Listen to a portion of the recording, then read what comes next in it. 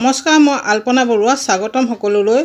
ভণ্টি এগৰাকীয়ে সুধিছিল আমি সালাডত কি ল'ব পাৰোঁ বা আমি সালাড কেনেকৈ প্ৰস্তুত কৰিব লাগে।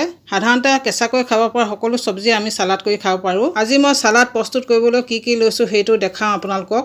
মই সালাড প্ৰস্তুত কৰিবলৈ এইটো ছিজনত খুব বেছিকৈ ওলোৱা এয়া তিয়ঁহ লৈছোঁ। তিয়ঁহ খুব সুন্দৰকৈ সালাড বনাই খাব পৰা যায়। টেষ্টিৰ কাৰণে মই জলকীয়া লৈছোঁ। জলকীয়া খুব সুন্দৰকৈ ল'ব পাৰে। আৰু মই লৈছোঁ এয়া আদা, লগত মই বিলাহী লৈছোঁ। বিলাহী খুব সুন্দৰকৈ খুব বেছিকৈ খাব পৰা যায়। এয়া মই পিঁয়াজ লৈছোঁ। পিঁয়াজ ডায়েবেটিকসকলে খাব লাগে। আৰু এয়া লৈছোঁ গজালি ওলোৱা কাবেলি বুট। আপোনালোকে গজালি ওলোৱা বুট মগু ল'ব পাৰে সালাডত। মই ইয়াত কেৱল কাবেলি বুট লৈছোঁ। আৰু মই এয়া লৈছোঁ বাদাম, চীনা বাদাম।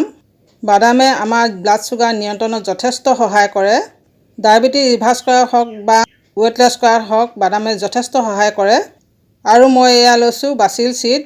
ইয়াৰে 1 চামুচ সালাডত মিলাই দিলে খুবেই ভাল, কিয়নো ইয়াত ফাইবাৰ মাত্ৰা যথেষ্ট আছে। ফাইবাৰ মাত্ৰা বেছিকৈ থকাৰ বাবে ব্লাড চুগাৰ নিয়ন্ত্ৰণত যথেষ্ট সহায় কৰে। আৰু যিবিলাক কেঁচাকৈ খাব পৰা পাচলি সকলোবিলাক আপোনালোকে সালাডত ব্যৱহাৰ কৰিব পাৰিব।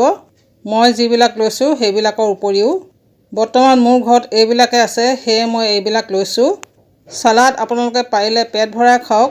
যিসকলে ৱেট লছ কৰিম বুলি ভাবিছে বা ডায়েবেটিক ৰিভাৰ্ছ কৰিম বুলি ভাবিছে